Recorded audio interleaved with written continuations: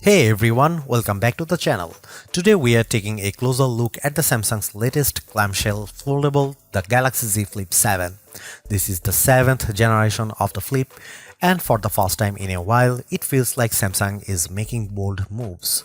We have got a bigger screen, a bigger battery, a better cover display, and a surprising chip change. So in this video, we'll cover all the notable upgrades, the one questionable downgrade, and why this flip might be the best version yet, or the one you wait to escape. Let's jump in.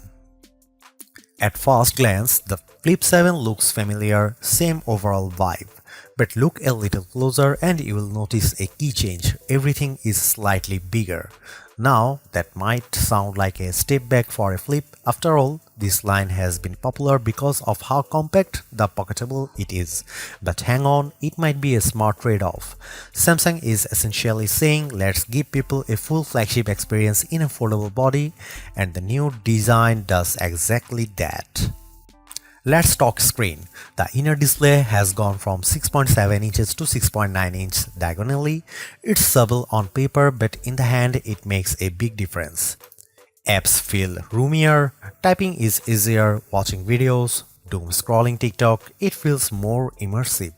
This also means the aspect ratio has shifted just a bit, so it feels slightly taller, which again helps when you are multitasking or browsing. And of course, it's still 120Hz AMOLED, bright, sharp and vibrant. Samsung continues to lead the pack when it comes to foldable displays. Here is my favorite part, the cover display is now a full-on screen.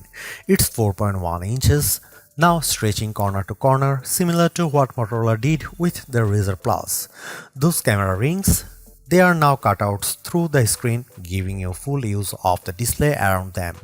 And it's not just big, it's also brighter and runs at 120Hz, so using it feels snappy and fluid.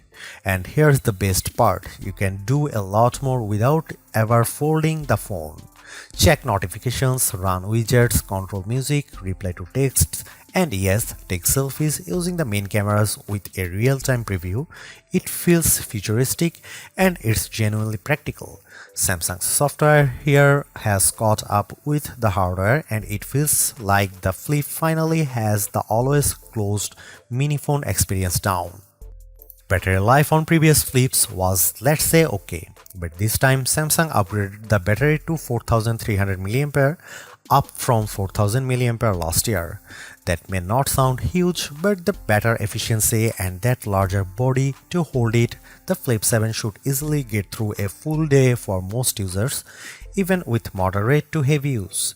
And if you mostly use the outer display for quick stuff, you will expand it even further. So, where does the Flip 7 stand? If you are coming from Flip 5 or 6, the main differences are bigger screen, way more usable cover display, bigger battery, slightly better efficiency. If you have never tried a foldable, this is easily the best Flip Samsung has made and probably the most practical foldable for mainstream users. It gives you flagship power, flexible design and real everyday usability without feeling like a science project. That said, if you want the absolute best performance and cameras, the Fold 7 is still king. But if you value portability, practicality and fun, the Flip 7 is the move.